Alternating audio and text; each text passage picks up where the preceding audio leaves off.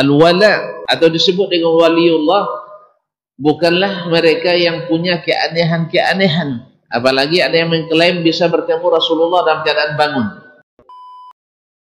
Inti dakwah para nabi adalah mengajak kepada tauhid, mengajak kepada la ilaha illallah. Nah, siapa yang disebut dengan wali itu? Yang Allah Subhanahu wa taala sebut siapa yang memusuhinya, Allah umumkan perang dengannya.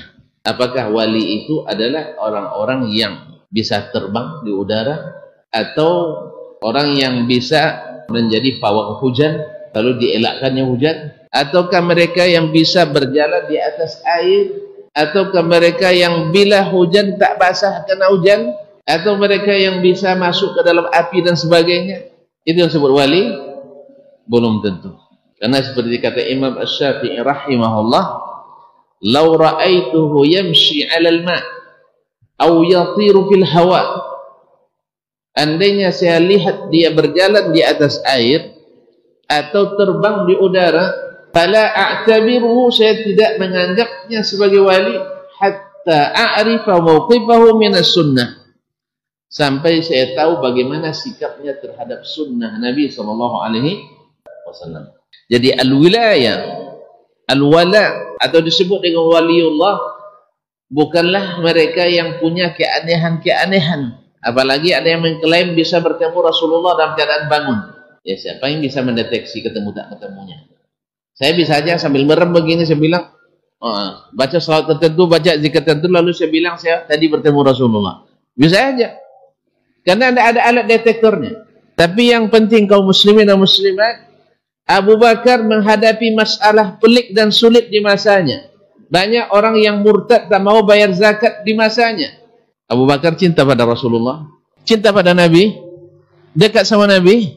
Kenapa Abu Bakar tidak bangunkan Nabi SAW, baca selawat, baca zikir?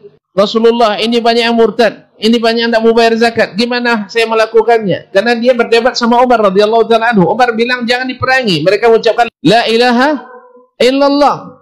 Lalu Abu Bakar, tidak, saya akan perangi sekalipun saya sendiri. Ini masalah berat apa masalah ringan? Masalah darah. Orang-orang yang mengucapkan la ilaha illallah. Tapi Abu Bakar tidak membangunkan Nabi SAW dari kuburnya. Demikian juga Umar radhiyallahu ta'ala anhu.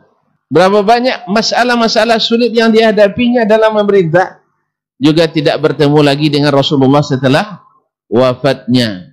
Maka ada yang klaim-klaim bahwa bertemu Nabi SAW di waktu sedang bangun dan Nabi keluar dari kuburnya. Ini semuanya adalah dusta dan bohong belaka.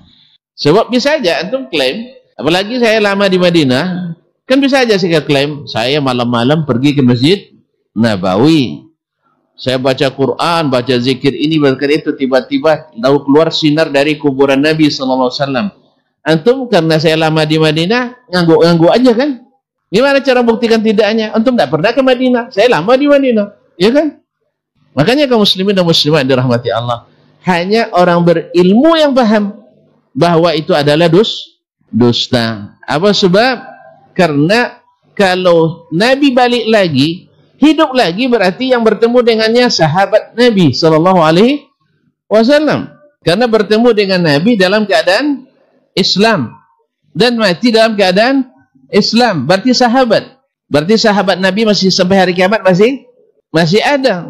Padahal Nabi SAW sudah mengatakan bahwasanya di waktu beliau berada di tahun ke-10 Hijriah, dia katakan setelah 100 tahun tidak ada lagi yang hidup hari ini yang tersisa di atas permukaan bumi.